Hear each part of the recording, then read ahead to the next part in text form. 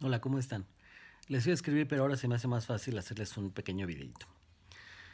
Eh, Estaba hablando con una persona y estábamos hablando sobre el tema de la necesidad de la aprobación. Como especie, como mamíferos que somos, pues nos manejamos en manadas, ¿verdad? Entonces siempre estamos en grupo, ¿no? Es lo que dice Bunge con el mito del ser aislado, ¿no? No existe una persona aislada, todos pertenecemos a un grupo. Y entonces tenemos un sentido de pertenencia, una necesidad de pertenencia primero, después un sentido, primero la necesidad de pertenencia. ¿Cómo aparece esta necesidad de pertenencia? Bueno, pues aparece precisamente a través de los agentes de socialización, en donde nosotros vamos aprendiendo cuáles son las normas, los valores, básicamente la cultura del grupo en el cual nosotros nos estamos desarrollando. Entonces aprendemos pues a saludar, a dar las gracias, todas aquellas actividades que van a hacer que nos conformemos en el grupo, que aceptemos las normas, los valores y después las repliquemos para ser parte de ese grupo. Básicamente es lo que sería en las metas sociales que dice Merton, ¿no? Que ya algunos saben que yo pues tengo como esa línea como de la sociología funcionalista que me gusta mucho. Eh, Ahora, yendo un poquito más como al tema de la aprobación social, eh, es sano, es natural y está bien pues tener esta necesidad de aprobación social. Todos la tenemos. Todos necesitamos ser aprobados por el grupo. Eh, ¿Cuándo empiezan los problemas y cuándo aparece el sufrimiento? Pues cuando uno, esas normas que yo he aprendido en un grupo se convierten en expectativas, en normas de conducta. ¿Qué debo hacer? ¿Cómo debo hacer? ¿En qué contexto? ¿Qué se espera de mí? Más o menos ya había hablado un poquito en otro video, pero aquí la pregunta es, ¿qué es lo que el grupo espera de mí? ¿Qué esperan mis maestros? ¿Qué espera mi mamá, mi papá, mi pareja, mis amigos? Eh, ¿Qué sé yo? Todos. Toda la sociedad. ¿Qué es lo que espera de mí? Esto es lo que hemos aprendido y son precisamente las normas de, pues, de convivencia y de aceptación social. Nada más que estas normas son súper conscientes, hablando en términos de uno de los grandes teóricos de la teoría cognitiva, Neymeyer. No son inconscientes, porque inconscientes es que no están accesibles a la conciencia. No, estas son súper conscientes o supraconscientes, y entonces eso les da el carácter de automáticas. Son tan conscientes que simplemente las actuamos y no las pensamos, para decirlo grosso modo.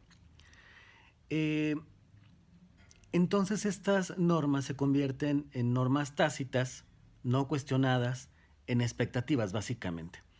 Estas expectativas se convierten en patrones de conducta en diversos contextos, ¿no? Entonces, yo sé cómo me debo de comportar en la mesa, cómo me debo comportar en una casa nueva, cuando llego a una nueva familia, cuando conozco a alguien, cuando voy al teatro, cuando voy al cine, cuando voy a comprar algo a la tienda. En cada contexto hay un patrón de roles de conducta. Estos patrones de roles de conducta um, pues van determinando si yo estoy adaptado o no a eso. ¿Cuándo aparecen los problemas? Por qué muchas personas tienen problemas con esto? Porque han tenido una desviación, un sesgo entre, entre lo que esperan o lo que ellos creen que los demás esperan y lo que ellos desean. Ese sería el primer momento. Hablando con un amigo que está pasando por un momento difícil, le digo, oye, ¿qué es lo correcto? Le digo, ¿tú qué piensas que es lo correcto? Y dice, bueno, pues lo correcto es que yo no renuncie a mi trabajo, ¿no? Que yo me quede en mi trabajo y no renuncie. Aunque ahorita tenga mucho estrés, no debo renunciar. Ok. Le digo, esa es la expectativa. Se espera que tú no renuncies, ¿no? Pero tú, ¿qué es lo que deseas? Y él me dice, no, yo lo que deseo es ya no trabajar ahí. Ok. muchas personas vivimos esto, ¿no? Una, una diferencia que puede ser mínima o puede ser un abismo entre lo que se espera de nosotros y entre lo que nosotros deseamos. Y pues aquí radica la dinámica de la vida básicamente y de la adaptación. Todos los procesos de adaptación van a radicar ahí. Eh, entonces sí, una cosa es para lo que estamos programados, para las expectativas que nos pide la sociedad, y la otra cosa es lo que nosotros deseamos. Ese es el punto esencial. Cuando esto no hace, no encaja, entonces lo que va a aparecer es la confusión. Mm, esta confusión de o me conformo con la expectativa o lucho contra ella por lo que yo deseo, va a generar frustración y va a generar muchas reacciones en muchas personas, ¿no? Dependiendo del contexto, del tipo de situación, del tipo de personalidad. Pero básicamente vamos a ver dos generales, ¿no? Una de las explicaciones de la depresión precisamente es que ciertas personas se han conformado con la situación. Esta frustración que genera esa conformación se convierte después en tristeza. Y esa tristeza en depresión. Por eso es tan difícil hablar de la depresión. Ese sería un camino, ¿no? Conformarme con el empleo que tengo, aunque no me guste, porque es lo correcto, y entonces, pues frustrarme y después ponerme triste y después tal vez deprimirme u otras cosas, ¿no? Abuso de sustancias o algo para tratar de compensar esa, esa depresión. Sustancias u otras cosas, ¿no? Lo que cada quien vea como estrategia de afrontamiento. La otra sería luchar contra la expectativa y buscar el deseo. ¿Puede renunciar a su trabajo? Sí lo puede hacer, pero va a tener que asumir las consecuencias de la decisión.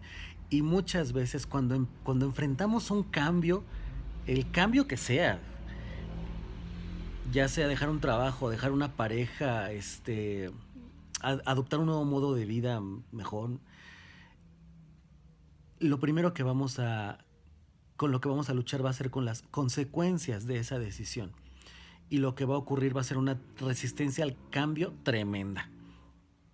Y esto puede boicotear los procesos de cambio. Y puede boicotear lo que deseamos. Incluso hasta podemos llegar hasta autoconvencernos de que no lo deseamos y pues mejor me quedo en esa relación violenta o en ese trabajo violento o simplemente en esa situación que yo no deseo y no me hace estar pleno, ¿no? Muchas veces el rechazar las expectativas, lo que va a generar va a ser el rechazo del grupo social, porque entonces no estamos adoptando las normas y las expectativas que para las cuales estamos educados y fuimos programados, ¿no?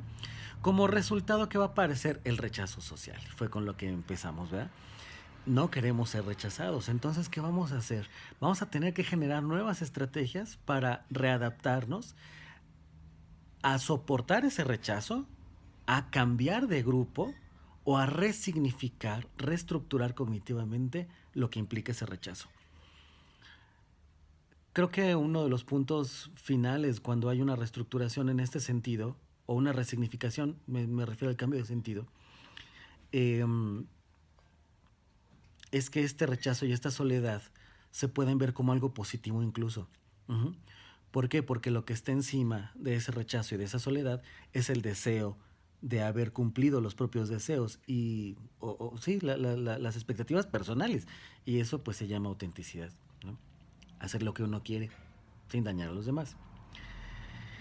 Así como yo lo miro, creo que es muy importante mmm, hacerse de la valentía necesaria para enfrentar el miedo del rechazo y de la soledad a costa de, de lo que sea, ¿no? Pero en aras de buscar lo que uno quiere.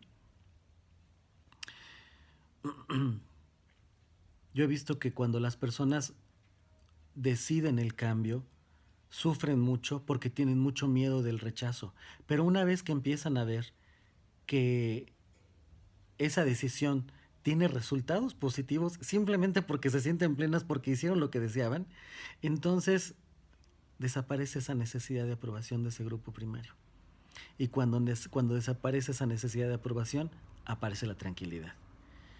y entonces desaparece el sufrimiento innecesario. Bueno, pues ya para cerrar, pues tendríamos que reflexionar algunas cosas, ¿verdad? Como a manera de resumen. Hay algunas preguntas ahí. ¿Qué es lo que desea la sociedad y qué es lo que quiero yo? ¿Eso coincide o no? ¿Qué voy a hacer con eso que coincide o no? Y la otra es, ¿cómo le voy a hacer para enfrentar ese cambio? Muchas gracias. Tengan un buen día.